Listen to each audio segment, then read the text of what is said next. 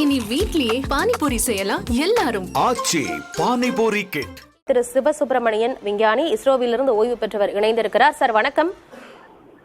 வணக்கம். 40 ஆண்டுகளுக்கு பிறகு சர்வதேச விண்வெளி நிலையத்திற்கு சுபான்ஷு சுக்லா செல்கிறார். ஒவ்வொரு இந்தியர்களுமே பெருமை கொள்ளக்கூடிய விஷயமாக இருக்கிறது. இதை நீங்க எப்படி பார்க்கறீங்க சார்? 40 வருடங்கள் கழித்து இந்தியா ஒரு விண்வெளி வீரரை, அதாவது விண்வெளி வீரரை அனுப்பி நம்ம எக்ஸ்பெரிமெண்ட் பண்றது ஒரு லாங் கேப்புக்கு பிறகு செய்யற ஒரு எக்ஸ்பெரிமெண்ட். அப்ப ராகேஷ் சுக்லா போனது ரஷ்யன் ராக்கெட்ல போனாரு, இப்ப போனது ஸ்பேஸ் எக்ஸ் ஃபால்கன் 9 என்கிற இன்ஜின்ல க்ரூ கேப்சூல்ல அவங்க அனுப்பியிருக்காங்க. இதை நான் பார்க்கறது பாத்தீங்கன்னா, இந்த எக்ஸ்பெரிமெண்ட் நம்மளுடைய இந்தியாவுடைய ககன்யான் திட்டத்திற்கு முன்னோடி. ரெண்டாவது, இந்தியாவுடைய நீண்ட கால திட்டமான பாரதிய அந்தரிக்ஷ ஸ்டேஷன்ல எவ்வாறு செயல்படணும், என்னென்ன கட்டமைப்புகள் இருக்கணும், அந்த கட்டமைப்புகளை வடிவமைக்கக்கூடிய பிளானிங்க்கு இது உதவும். மூன்றாவது, அங்க போய் எக்ஸ்பெரிமெண்ட் பண்ண போறாங்க, 12 எக்ஸ்பெரிமெண்ட் பண்ண போறாங்க.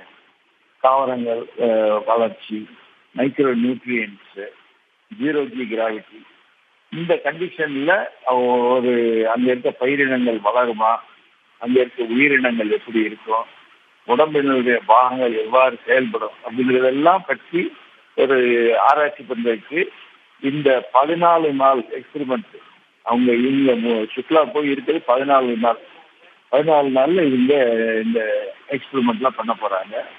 இதுக்கு கூட போற 4 பேரு, கமாண்டரா இருக்கவர் ஒயிட் என்ற அமெரிக்காவை சேர்ந்த ஒரு வீரர் லேடி, அவங்க தான் கமாண்டர். பைலட் சுக்லா. இன்னும் 2 யூரோப்பியன் ஸ்பேஸ் யூனியன்ல இருந்து ஹங்கேரி அண்ட் போலாந்து நாட்டுல இருந்து 2 வீரர்களும் போறாங்க. அவங்களும் யூரோப்பியன் யூனியன்ல இருந்து எக்ஸ்பெரிமெண்ட் செய்ய போறாங்க.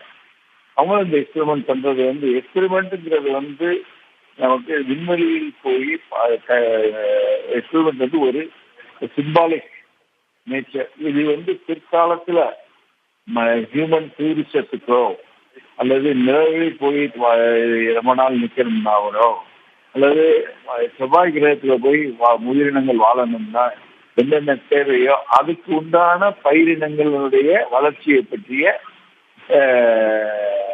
ஆராய்ச்சியை இவங்க பண்ண போறாங்க. இந்த ஆராய்ச்சியும் ஒரு முதற்கட்ட ஆராய்ச்சின்னு நான் கருதுறேன். ஆனா இது முக்கியம். இது இந்தியாவுக்கும் முக்கியம், சர்வதேச அளவுல ரொம்ப முக்கியமான ஆராய்ச்சியாக தான் இருக்குது. இந்த இதுக்கு உண்டான ராக்கெட்டும் ஸ்பேஸ்எக்ஸ்ங்கிற கம்பெனி மூலமாக கேப்சூல் டிராகன் கேப்சூல்ல அனுப்புறாங்க. இது இன்னும் 9 நிமிஷத்துல செகண்ட் ஸ்டேஜ் ரிலீஸ் ஆகி இந்த டிராகன் மாடல் உந்தி தள்ளப்படும்னா என்ன வேகத்துல தள்ளப்படும்னா almost 7 kilometre per second. Almost அந்த கிலோமீட்டர் பர் செகண்ட்ல உந்தி தள்ளப்பட்டோம்னா பூமியை சுற்றி ஒரு நீளவட்ட பாதையில வரும். இந்த நீளவட்ட பாதையில 28 மணி நேரம் கழிச்ச பிறகுதான் இது சர்வதேச மையத்துல போய் இணையும். இந்த டாக்கிங் நடக்குது 28 மணி நேரம் கழிச்சுதான் நடக்கும். இந்த 28 மணி நேரத்துக்கு பிறகு டாக் பண்ண பிறகு இந்த 4 சர்வதேச வீரர்களும் அந்த விண்வெளி மையத்துக்கு ISS-க்குள்ள ஒரு கான்டியூட் மூலமாக, அந்த கான்டியூட்டை ரஷ்யாக்காரங்க பண்ணியிருக்காங்க. அந்த பேசேஜ் வழியா அவங்க அங்க சென்று ஸ்டெபிலைஸ் ஆகி அவங்க எக்ஸ்பெரிமெண்ட் பண்ணுவாங்கிறது. நன்றி சார். இணைப்பில் பல்வேறு தகவல்களை பகிர்ந்து கொண்டமைக்கு நன்றி திரு சிவசுப்பிரமணியன். இனி வீட்லயே பானிபூரி செய்யலாம் எல்லாரும். ஆச்சி பானிபூரி கிட்.